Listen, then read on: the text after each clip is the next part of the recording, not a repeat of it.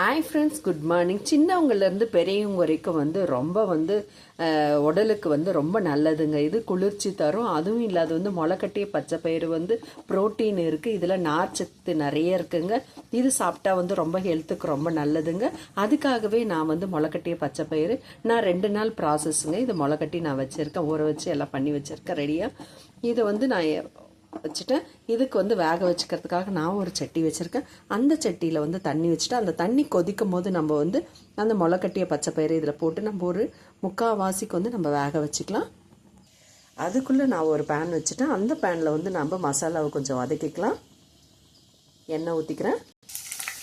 எண்ணெய் ஊற்றிட்டேன். எண்ணெயில் இஞ்சி பூண்டு போட்டுட்டேன். இப்போ நம்ம அதுக்கு தேவையானது போட்டு வரமிளகாயும் தேங்காவும் ஆட் பண்ணியிருக்கேன். நான் தேங்காய் கூட சின்னதாக தான் போட்டிருக்கேன் பாருங்கள். கொஞ்சம் வதங்க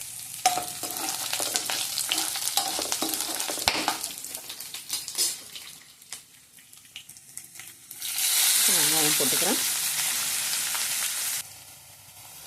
சும்மா ஒரு 4 பச்சை கருவேப்பிலை போட்டுக்கிறேன். இப்போ பச்சரிசி, மிளகு, சீரகம் போட்டுக்கிறேன்.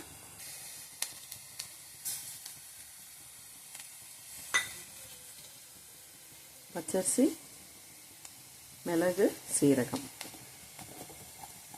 இதில் பொரியட்டும். அது தனியாக போட்டுருக்கேன்.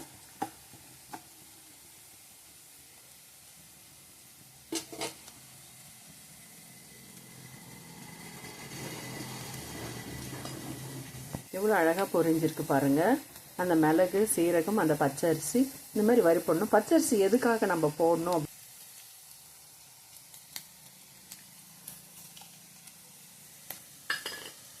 கொஞ்சமாக பட்டை, சோம்பு, லவங்கம்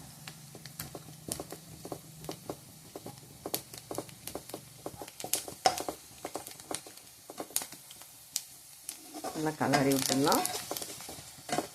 வாசம் பாருங்கள் எப்படி இருக்குது. நம்ம இந்த மாதிரி வதக்கி மசாலா வதக்கி அரைச்சோம்னாவே ரொம்ப நல்லாயிருக்கும்.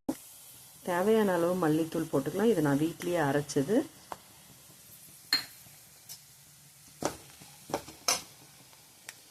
ஒரு டீ சின்ன டீயாக வச்சுக்கோங்க.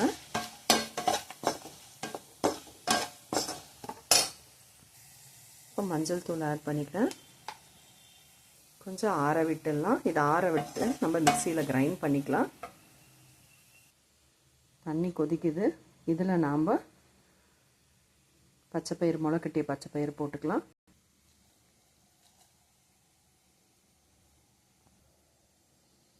கொதிக்கட்டும்.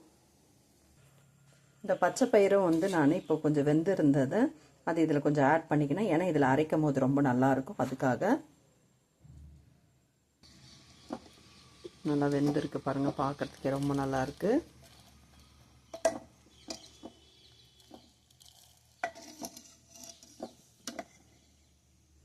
அப்படி எடுத்து இப்படி நசுக்கணும். இன்னும் கொஞ்சம் வேகணும். அதுக்குள்ளே நம்ம மசாலாவை கிரைண்ட் பண்ணிடலாம். நல்லா அழகாக பதமாக வெந்துடுச்சு. இப்போ இதில் நம்ம மசாலாவை ஆட் பண்ணிக்கலாம். மசாலாவை ஆட் பண்ணிக்கிறேன். நல்லா கிளறி விட்டுடலாம். இப்போ தேவையான அளவு நம்ம உப்பு ஆட் பண்ணிக்கிறோம். இவ்வளோ நேரம் உப்பு ஆட் பண்ணிடலாம். பார்க்குறதுக்கே பாருங்கள் ரொம்ப அழகாக இருக்குது. அப்படியே மட்டன் குழம்பு வாசனை பாருங்கள். அப்படியே 4 வீட்டுக்கு வாசனை அடிக்குங்க. இது சூப்பராக இருக்குங்க. இப்போ நல்லா ஒரு கொதிக்கட்டும். இதில் எதுக்காக நம்ம பச்சரிசி, மிளகு, சீரகம்லாம் போட்டிருக்கோம், வறுத்து போட்டிருக்கோம் அப்படின்னா நல்லா ஸ்மெல் கொடுக்கும். நல்லா இருக்குங்க, டேஸ்ட்டாகவும். நம்ம வரமிளகாய் எல்லா மசாலாவுமே இதில் நம்ம அரைச்சி தான், நம்ம வதக்கி தான் அரைச்சி போட்டிருக்கோம். ரொம்ப சூப்பராக இருக்குங்க. இது நல்லா ஒரு கொதி வரட்டும். கொதி வந்த பிறகு நம்ம ஒரு தாளிப்பு கொடுத்து நம்ம ஆஃப் பண்ணிடலாம். கொதி வந்துடுச்சு. நல்லா குழம்பு கொதிச்சு வந்துடுச்சு பாருங்கள். இப்போ நான் கடாய் வச்சுக்கிறேன். கடாயில் எண்ணெய் ஊற்றிட்டு ஒரு சின்ன தாளிப்பு கொடுத்துடலாம். வெங்காயம், தக்காளியை நம்ம யூஸ் பண்ணலை. இப்போ நம்ம ஒரே ஒரு குட்டி தக்காளி போட்டுக்கலாம். வெங்காயமும் தக்காளியும் போட்டுக்கலாம். கடுகு போட்டுட்டேன். கடுகு நல்லா பொரியுது. இப்போ நம்ம கறிவேப்பிலையை ஆட் பண்ணிக்கலாம். கொஞ்சமாக நறுக்கி வச்சுருக்க நான் வெங்காயத்தை ஆட் பண்ணிவிட்டேன். இதை நம்ம வதக்கி விடலாம்.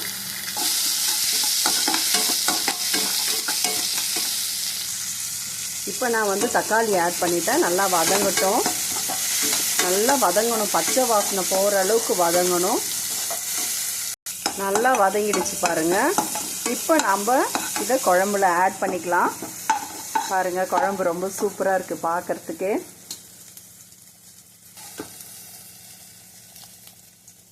தாளிப்பு தூக்கி போட்டுடலாம். தூக்கி போட்ட பாருங்கள்.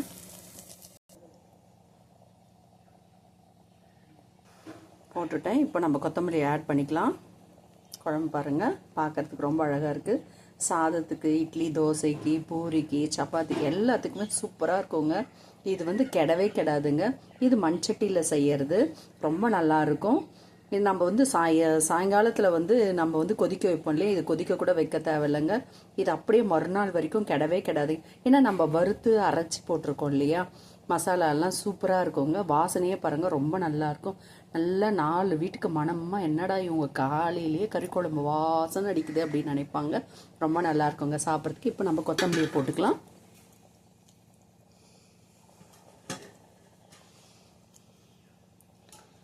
அவ்வளோதாங்க, பார்க்குறதுக்கு அழகாக இருக்குங்க. அப்படியே ஒரு கலரி பாருங்க. அப்படியே சாதத்தில் போட்டு சாப்பிட்ட அந்த தக்காளிலாம் பார்க்குறதுக்கு பாருங்கள் ரொம்ப அழகாக இருக்குது. வாங்க ஃப்ரெண்ட்ஸ், சாப்பிட்லாம். எல்லாருமே சூப்பரான ஹெல்த்தியான ஒரு குழம்புங்க. பச்சைப்பயிறு, முளைக்கட்டின பச்சைப்பயிறு ரொம்ப நல்லா இருக்குங்க. வாங்க ஃப்ரெண்ட்ஸ். தேங்க்யூ. Bye friends.